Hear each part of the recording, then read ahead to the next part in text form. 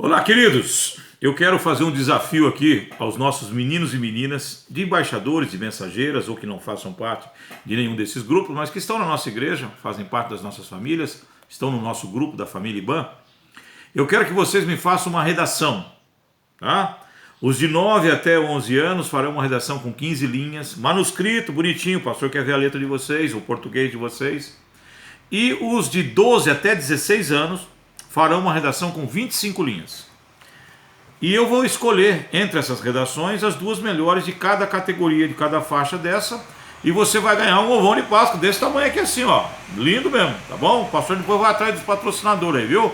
Papais e mamães e o resto do grupo aí pode saber que daqui a pouquinho eu tô cutucando você para nós levantar a grana para comprar esses dois ovos que eu já vi eles, já escolhi. Mas qual é o assunto da redação? Dia 21 de abril, nós vamos ter um feriado no Brasil muito importante. Nós estamos de quarentena, capaz até se nós estivermos até lá em quarentena, tomara que não. Mas se tivermos vai passar meio batido, mas é um feriado muito importante.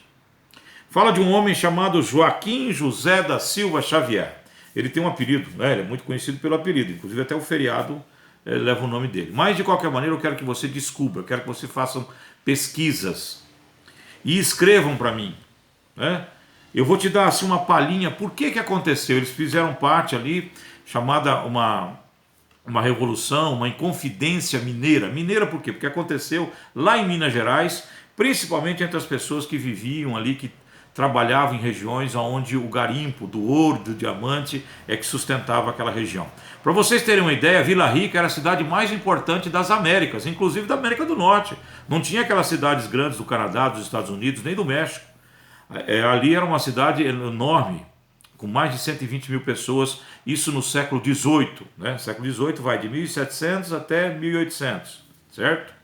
Então, por volta de 1788, aconteceu o seguinte: todos viviam ali e eram dependentes. Nós não éramos o Brasil ainda, nós éramos uma colônia de Portugal. Portugal era dona do Brasil, já tínhamos o nome Brasil, mas éramos colônia, dependíamos. Éramos atrelados, quem mandava em nós eram os portugueses. Então, como tinha muito ouro ali, o que acontecia? 20% do que se produzia, 1/5 do que se produzia de ouro e pedras preciosas, todo ano era entregue na mão de pessoas ali que levavam isso tudo lá para a Europa, né? Por isso que Portugal e Espanha se tornaram potências naquela época, e até um pouco antes, explorando tudo que tinha aqui no Brasil e nos outros países da América Latina, que nós tínhamos muito ouro e muita prata aqui. Muito bem.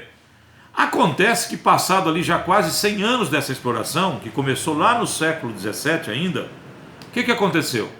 As minas começaram a diminuir a produção, eles não produziam mais igual. Então o ouro e as pedras preciosas que chegavam lá em Lisboa não era uma quantidade que estava agradando aqueles camaradas vagabundos lá que trabalhavam explorando a nossa terra, né? Desculpa a linguagem do pastor, é que ele se empolgou um pouquinho, né? Aproveitadores, né? Vagabundo fica meio chato. Aí aconteceu o seguinte: o que eles fizeram? Vocês não estão mandando o que nós precisamos? Então é o seguinte, o imposto não é mais 20%. Todo ano eu vou querer uma quantidade pré-estabelecida, que se não me engano eram 100 arrobas. Deixa eu combinar aqui com o meu livro, mas é isso aí, 100 arrobas. Uma quantidade enorme, né? Mais de 1.500 quilos de ouro tinha que ser mandado para Portugal todo ano. E aí é o seguinte, aquilo foi gerando dívidas, as pessoas não conseguiam cumprir, porque as minas estavam mesmo já no finalzinho. E essas dívidas então passaram a ser de todos os cidadãos. O cara mexia com boi, ele estava devendo, o cara que mexia, plantava alguma coisinha estava devendo, o que era carpinteiro, marceneiro, o que era trabalhava ali, era médico, qualquer atividade que tivesse, mas morava naquela região ali, eles eram cobrados, esse imposto tinha que ser levantado por toda a população, independente de se trabalhasse com garimpo ou não. Isso trouxe uma revolta grande, e aí alguns homens, vários homens, poetas, líderes, militares, se reuniram e montaram um grupo de pessoas que criaram ali uma revolta, e que um determinado dia, quando viesse fazer a cobrança, essa cobrança chamava derrama, então eles iriam atacar e tomar o poder da coroa portuguesa aqui no Brasil. Eles iam se tornar independentes. Ia mandar esse pessoal de Portugal que estava aqui a mando da coroa de Lisboa, mandar eles embora, e agora aqui é nosso. Igual aconteceu com os Estados Unidos uns 12 anos. Uns 12 anos antes aconteceu isso nos Estados Unidos. E eles achavam que eles teriam condição de fazer o mesmo. Eu quero que nessa redação você me conte por que não deu certo. Eu quero que nessa redação você me conte o que levou essa Inconfidência a dar errado. E mais duas coisinhas só que eu quero que você me conte. Qual é o estado brasileiro que usa a bandeira que eles iam usar no Brasil, ou pelo menos naquela parte do Brasil que eles queriam fazer independente de Portugal? Qual é o estado que usa a bandeira que eles tinham desenhado para ela? E qual é a mensagem que está escrito naquela bandeira? É uma mensagem que está em latim, mas eu quero que você traduza ela em português para mim, tá bom? E a quarta realidade que eu quero que você coloque na sua redação: por que só um foi, né, enforcado e ali tudo esquartejado? Por que os outros escaparam? Por que os outros tiveram uma pena um pouco mais branda, né? Eu quero que você analise sobre a tua ótica, sobre a tua visão, esse fato, tá bom?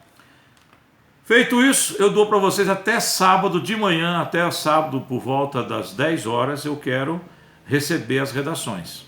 Se você quiser trazer aqui na minha casa e colocar ali na cartinha, né, que a gente não pode se conversar muito, né? Mas pode bater palma, o pastor atende você, eu vou lá de máscara, né? Com luva e pego a tua redação. Mas ou então você pode tentar mandar, se tiver bem escrita, se tirar uma foto bem tirada, pelo WhatsApp eu também vejo. Ganhou? Foi a melhor escolhida entre as duas faixas? Vou repetir, de 9 a 11 e de 12 a 16. Cada vencedor dessas faixas vai ganhar. É um ovão grande, viu? Não é pequenininho não, tá bom? E eu vou presentear vocês. Depois eu vou atrás dos papai e mamãe para me ajudar a pagar esse ovo, né? Estou ajudando eles a passar a quarentena, eles vão ter que me ajudar depois. Tá certo? Lançado o desafio aí. Vamos ver quem que aprende um pouco da história do Brasil. E vale a pena, viu? Esse é um camarada que merece você aprender sobre a história dele. Tá bom? Um abração para vocês. E não vem com textinho de Google para cima do pastor não, viu? Não vem com repetição de textinho do Google. Eu quero ver a tua fala, a tua linguagem, o teu entendimento sobre essa história. Tá bom? É isso aí.